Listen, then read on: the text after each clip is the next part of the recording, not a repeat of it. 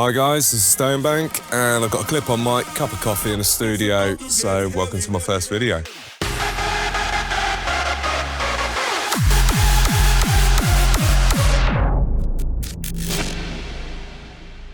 So I thought the first thing we could do is show you how I've gone from something simple like this and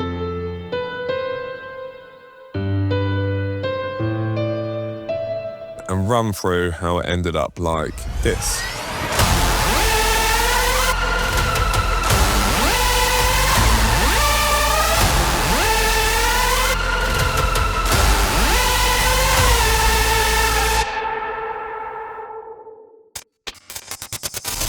So I'm going to start off by muting all the effects on the group bus and we'll look at these three individual layers.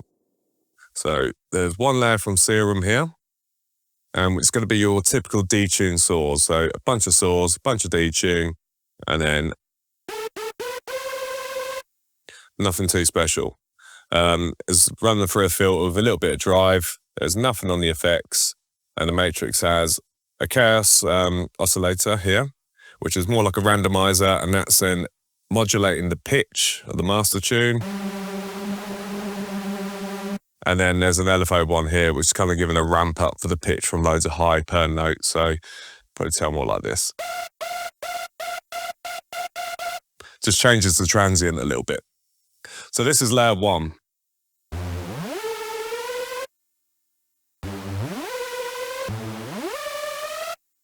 Also forgot to mention there's some glide and legato on there. So what I've done is I've duplicated this first layer and then we end up with this one, the same notes, and all I've done is I've removed all the unison voices, muted oscillator B, everything's the same, no effects, the matrix exactly the same as before. But the only difference is I've added some FM from noise. So what this is going to do is use this waveform here from the bright noise or bright white noise, and we're going to attach it from here to here, and then this.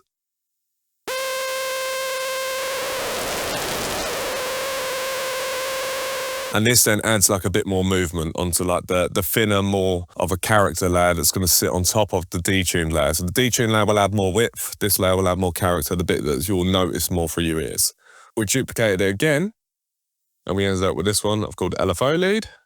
And I've changed the waveform to a PWM, and I've changed the filter to a phaser. So a phaser 12, there you go. And then what this is doing is that everything's the same here enough. Well, there's a bit of distortion actually, I lied.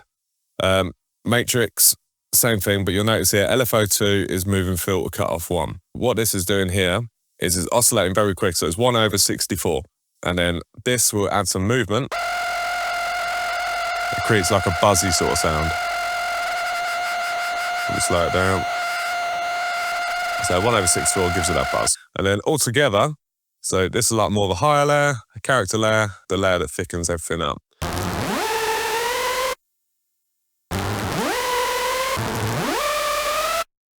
So we've got the tone that I'm looking for. Obviously, as at the moment, it sounds very small, thin. It's not going to cut through a mix and then going to quite do it justice when we put it against other stuff like tougher drums, kicks, bass, etc. So this is where it all gets grouped up into this bus here. So for this one, distortion, then an EQ, roll off the lows, boost sort of the high mids and highs. Next up, reverb. You can use any reverb. For this one, I've just used Pro R2 because it has the auto ducking feature. Ducking is going to duck it when the signal comes in and let the reverb come through in the gaps. And as we've got like this melody here, there's a lot of gaps in between.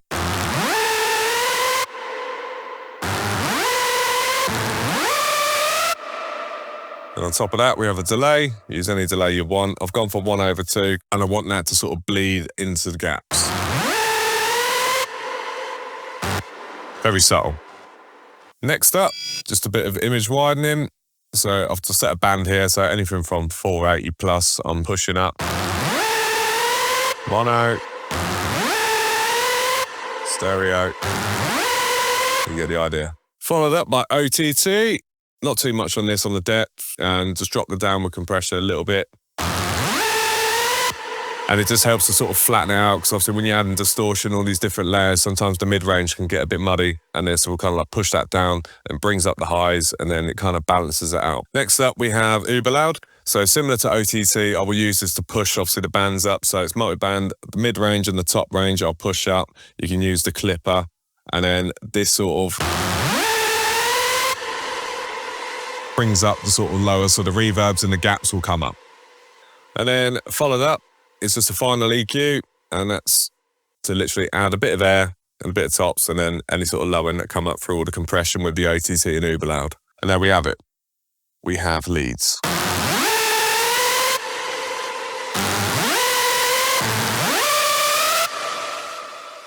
Right, so followed up then, just underneath I've added a little sort of filtered reese to sort of follow the low end.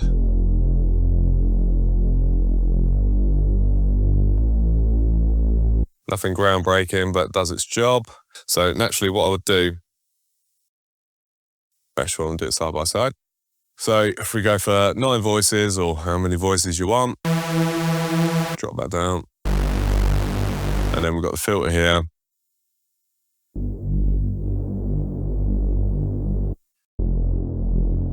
So if you can look on the analyzer here, this low end here is fluctuating like the subs.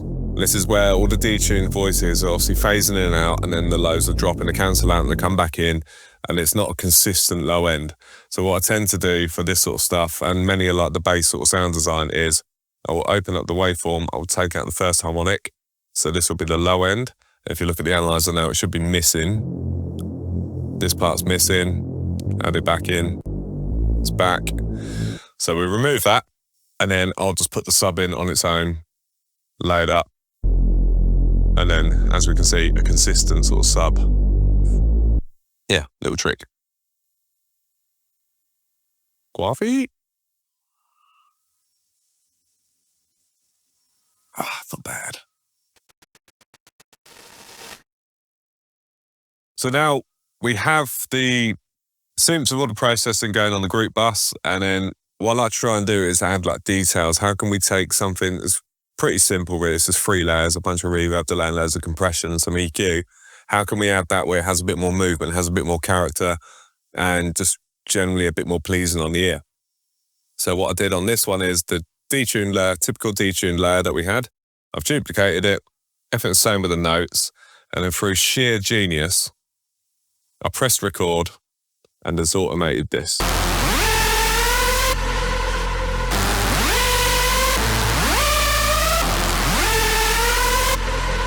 It's a gift. And then what that does is just adds more movement. Then when that goes into the multiband distortion, all the compression, that's going to shape the tone a little bit more because it's going to be pushing through. And then the other 2 layers then will get pushed back and then they'll come back in. And yeah, it just generally has some more movement. Then here I've added a shaper box. Very simple. What this is going to do is just add a little sort of gated effect on the gaps. Little touches. So next up, we're going to add some impacts and sort of accents to sort of highlight the melody to complement the hits and sounds like this on their own.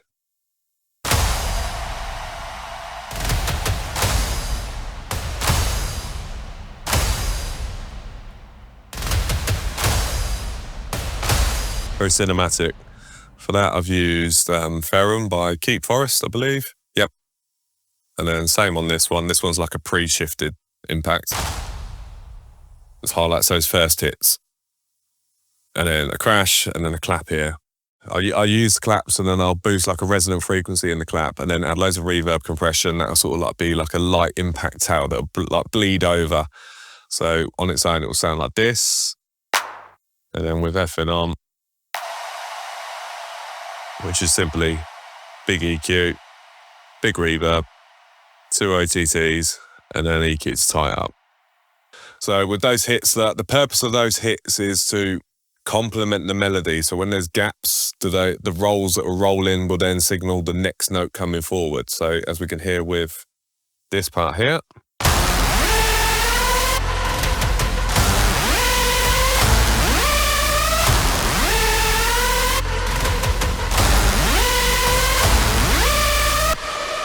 The sum of all parts.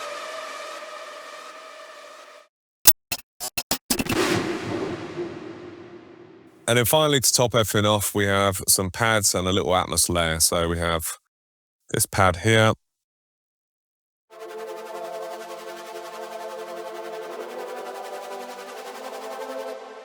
And then on top, we have this Atmos layer, adding like a counter melody in between.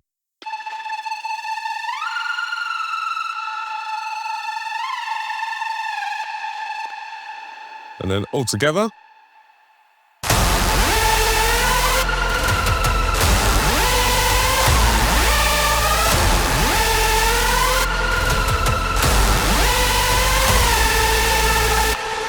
Oh yeah, also change the last note there. So yeah, that concludes today's video.